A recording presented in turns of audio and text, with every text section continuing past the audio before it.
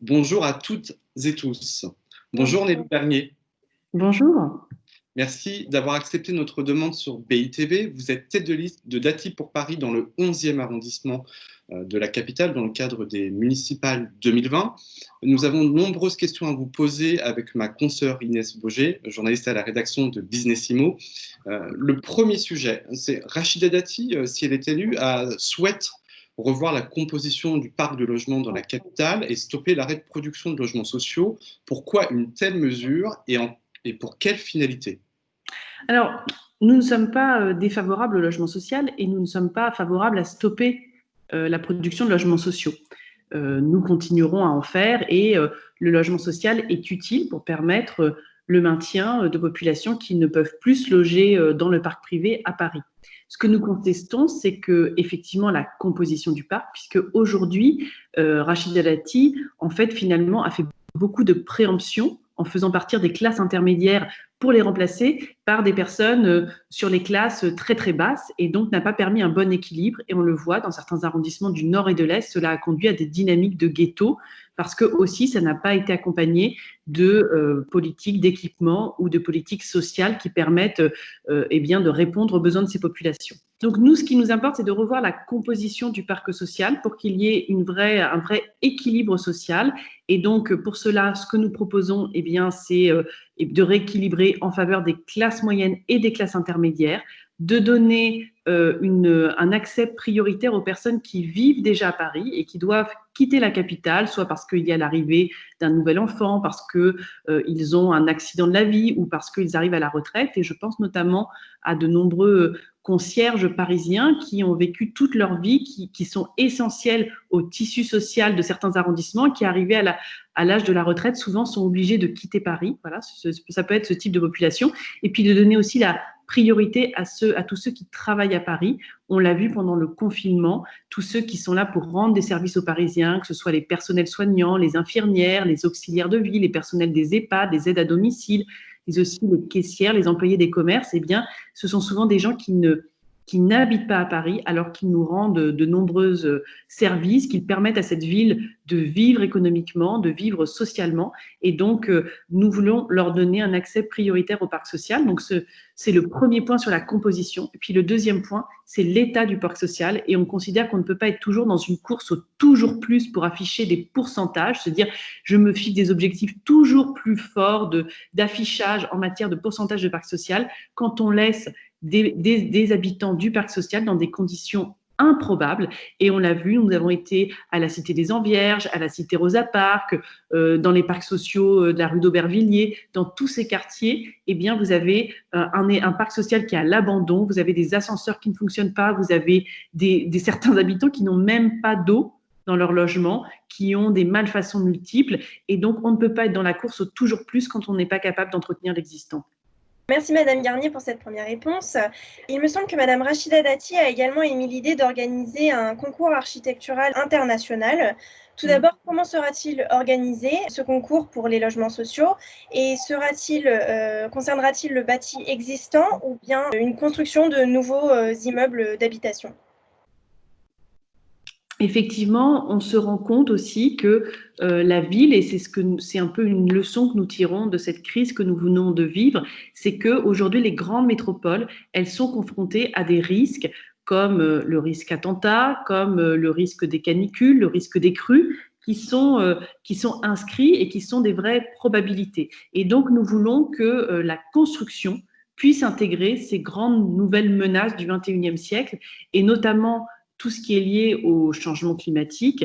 Et ce que nous souhaitons, c'est effectivement qu'on puisse intégrer les questions de rénovation thermique, intégrer les questions de besoin d'îlots de fraîcheur, de pouvoir faire des systèmes de climatisation, comme cela se fait dans certains pays très chauds qui sont écologiques et qui évitent d'avoir recours à des climatisations qui consomment beaucoup d'énergie dans nos bâtiments existants, et que ce soit dans le parc privé ou le parc social. Et c'est vrai que pour créer ce grand plan de réhabilitation du parc social et notamment de rénovation thermique et d'adaptation au changement climatique, nous voudrions passer par par un concours d'architecture pour avoir à la fois une excellence environnementale et une excellence architecturale.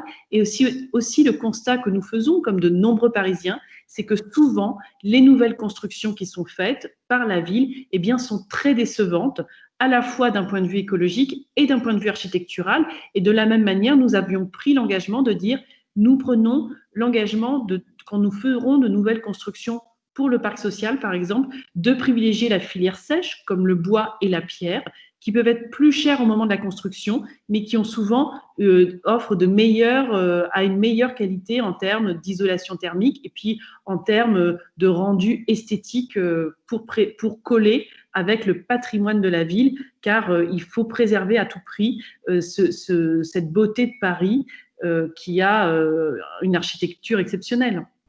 Merci Nelly Garnier pour cette réponse. Votre camp a aussi également accusé Anne Hidalgo d'avoir été la mère béton lors de la dernière mandature. Si vous êtes élu, est-ce que les grands projets d'urbanisme, on peut penser à la ZAC de Bercy-Charenton, seront-ils stoppés? Est-ce que vous prévoyez des projets alternatifs? Comment vous souhaitez vous organiser si vous arrivez au pouvoir après le 28 juin? Effectivement, Anne Hidalgo est la maire qui a le plus bétonné Paris. Elle a bétonné Paris aussi souvent sous la pression de ses alliés communistes qui l'ont poussée à construire toujours plus de logements sociaux. La réalité, c'est que la problématique du logement ne peut pas être réglée autrement qu'à l'échelle du Grand Paris, et que Paris est déjà une ville très dense, et là encore, l'expérience du confinement nous l'a montré. Vivre dans une ville trop dense, c'est compliqué, d'autant plus que la vie parisienne est de plus en plus tendue et qu'il y a de plus en plus une bataille pour l'espace public. Donc nous prenons le parti de dire à chaque fois qu'il y a des friches existantes, à chaque fois qu'il y a ce qu'on appelle des délaissés fonciers, ils doivent servir à faire de la végétalisation en pleine terre. Madame Hidalgo promet des forêts urbaines sur des places, comme elle l'a fait sur la place de la République ou sur la place de la Bastille, qui n'ont jamais vu le jour parce que vous ne pouvez pas planter des arbres sur ces places, ne serait-ce que parce que par en dessous, vous avez des parkings, vous avez le métro et que la circonférence, on va dire, des racines d'un arbre sont à peu près équivalentes à celles de ses branches. Donc nous, ce sont dans ces lieux qui sont préservés, où on peut encore faire des vraies plantations, que nous voulons construire des espaces de respiration pour les Parisiens. Nous avons identifié un certain nombre de lieux. Je pense au TEP Ménilmontant dans le 11e arrondissement, à la ZAC Bercy-Charenton que vous avez nommé dans le 12e, à la friche Ordener-Poissonnier dans le 18e arrondissement, ou alors le Jardin de l'Atlantique dans le 14e arrondissement, que nous voulons consacrer à de la plantation, à une végétalisation de qualité pour les Parisiens. Et donc, ça veut dire que nous nous opposons à ce qu'il y ait de la construction de logements sur plusieurs étages, comme le prévoit Anne Hidalgo, et nous travaillerons avec les communes du Grand Paris pour résoudre la question du logement à l'échelle du Grand Paris. Des projets aussi qui prévoyaient de la construction de bureaux ou d'équipements publics. Donc, demain, vous êtes élu, vous arrêtez ces projets avec les promoteurs immobiliers. Oui, nous reviendrions sur ces projets, effectivement. Ça ne veut pas dire, par exemple, sur la ZAC Bercy-Charenton, que nous ne ferions pas, dans le projet qui a été présenté par Valérie Mantandon, qui est notre tête de liste d'ATI pour Paris dans le 12e arrondissement, il y a des projets d'agriculture européenne, il y a des projets de logement à taille humaine, donc il peut y avoir de la construction, mais toujours de manière très équilibrée, avec le besoin vital pour les Parisiens de retrouver des espaces verts et des espaces de respiration. L'arrêt de certains de ces projets dont vous faisiez mention, est-ce que ça risque pas de nuire aux relations entre les collectivités publiques, donc Paris, et les acteurs privés? Et ma question, en fait, c'est comment envisagez-vous vos relations avec les investisseurs et promoteurs immobiliers? Si vous voulez, aujourd'hui, nous avons dit la première chose que nous allons faire en arrivant à la ville de Paris, c'est un audit. Un audit pour savoir, parce que on l'a vu sur la question des loyers capitalisés, c'est-à-dire tous les loyers que Anne Hidalgo a touchés par avance, qui lui ont été donnés, des dizaines d'années de loyers qui lui ont été donnés par avance de la part des bailleurs sociaux.